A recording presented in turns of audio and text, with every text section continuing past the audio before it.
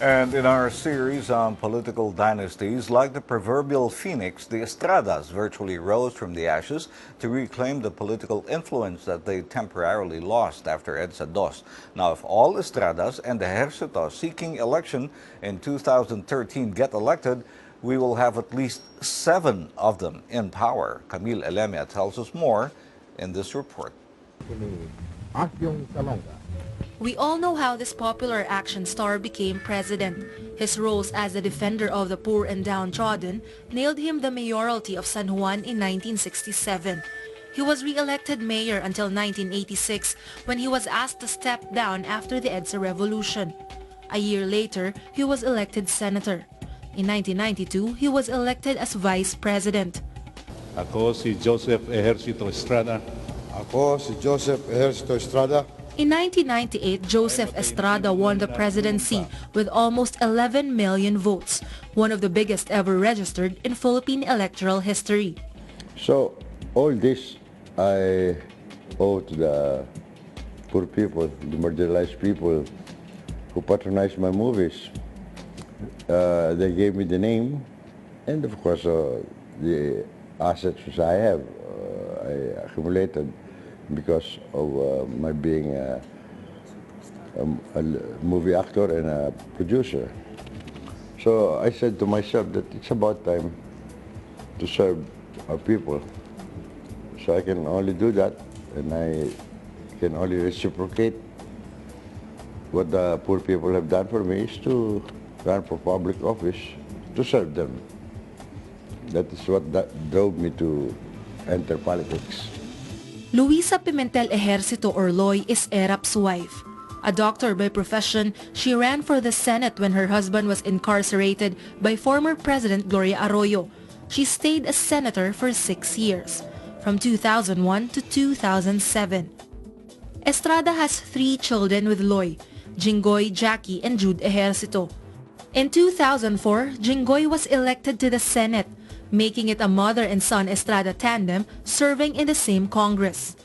Jinggoy sought a re-election in 2010 and is presently the Senate President pro tempore. Erap's other son, Baigia Gomez, Joseph Victor or JV Ejercito, is currently the representative of the Lone District of San Juan. In 2013, JV will be running for the Senate. If he wins, there will be another Estrada tandem in the Senate, but this time between half-brothers. JV has also decided to use Estrada instead of Ejercito. He admits he has a better chance of winning using the Estrada family name. San Juan meantime remains under Gomez, who will seek re-election as city mayor in 2013. The Estrada patriarch is now seeking to conquer the city of Manila. If he wins, history will have a President Estrada, a Vice President Estrada, 4 Senators Estrada, 3 or even 4 Mayors Estrada-Ejercito, and a Congressman Ejercito. Not included in the list are Estrada's nephews, E.R. Ejercito, who is now the governor of Laguna, and Gary Estrada, who sits as a provincial board member in Quezon. Erap says the people of San Juan kept them in power because they have done their jobs well. I concreted all the streets in San Juan, even the alleys, and I put up the first Agora market and turning a lot of income for the city. And I put up the first municipal high school at the time. Before I took over as mayor, San Juan is one of the most notorious towns in Metro Manila. So it became one of the prosperous municipality.